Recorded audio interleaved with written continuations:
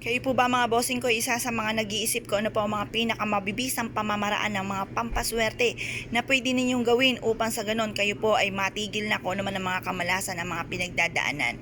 Kayo po ba isa sa mga nakakaranas ng mga iba't ibang mga pagsubok sa inyo pong buhay? Mainam na subukan nyo po ito mga bossing.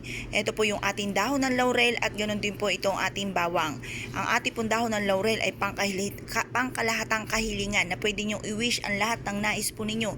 At ang ating naman pong bawang ay isa sa mga pinaka-powerful na pang-cleansing na ating kapaligiran. Yan po ay nagtataboy ng mga negatibong enerhiya, mga bad spirit at mabisa rin po itong panghatak ng swerte lalo na sa usapin ng pera.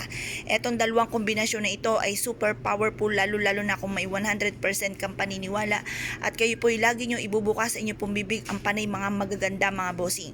Ang gawin nyo lamang ay humarap po kayo sa may silangan na 6:30 or kaya po ay alas 7 at matatapos ang inyo pong mga pagbababad po nito hanggang alas 8 lamang po ng umaga. At pagkatapos ay i-wish nyo na ang lahat ng nais ninyo. Sabihin nyo po, sa pamamagitan ng aking sipag at tiyaga, lahat ng mga pangarap ko ay matutupad. At kung ano man ang mga pagsubok kong pinagdadaanan, ito ay aking pagdadaanan lamang at hindi ko matatambayan.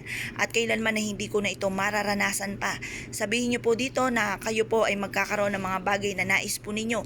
At ganoon din po ang pag-unlad po ninyo ay kasabay din ang pagtulong nyo sa inyo pong kapwa at ganoon din sa inyong pamilya. I-wish na po ang lahat ng nais po ninyo. Pagtapos na po kayo mag-wish, ibilad nyo po ito sa sinag po ng araw sa umaga. Pagtapos ng pagbibilad sa sinag ng umaga, pwede nyo po ito na ilagay po sa isang pulang pouch or kaya po gumawa kayo ng unton at ito po bitbitin kahit saan kayo magtungo.